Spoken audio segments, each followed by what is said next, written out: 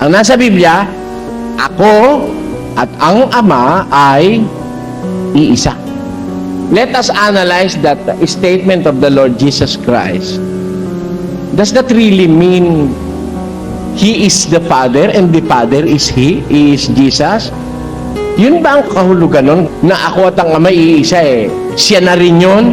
Pakinggan nyo sa paraan ng Biblia. Ho? Sa isang talata ni Mateo, ganito po ang sinasabi sa kasulatan sa 19. At sinabi, dahil dito'y iiwan ng lalaki ang kaniyang ama at ina, at makikisama sa kaniyang asawa, at ang dalawa ay magiging isang laman?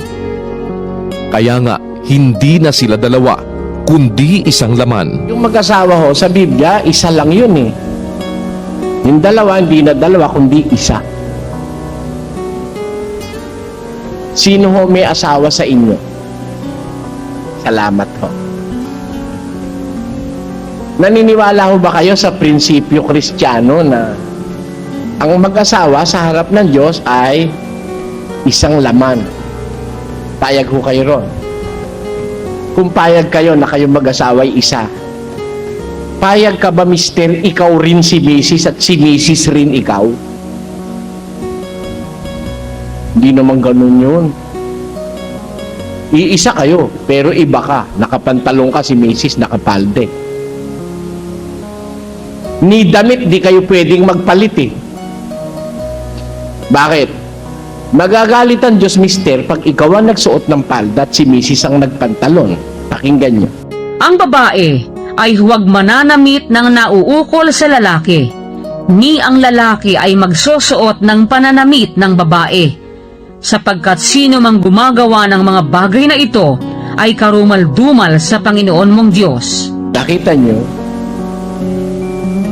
Hindi pwedeng yung lalaki magdamit babae at yung babae magdamit lalaki. Kung sa Diyos tayo pareho. O iisa naman ay kami. Iisa nga kayo. Saan kayo iisa? Yun ang tanong. Ang ibig ba sabihin yung lalaki at babae iisa? Eh yung babae yun na rin ang lalaki at yung lalaki yun na rin ang babae? Never. That was not the intention of that word na iisa. Ang katunayan, pakinggan nyo, pero pa tayo isang kukunin batayan.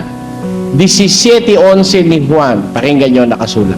At wala na ako sa sanglibutan, at ang mga ito ay nasa sanglibutan, at ako'y paririyan sa iyo, Amang banal, ingatan mo sila sa iyong pangalan, yaong mga ibinigay mo sa akin, upang sila'y maging isa na gaya naman natin.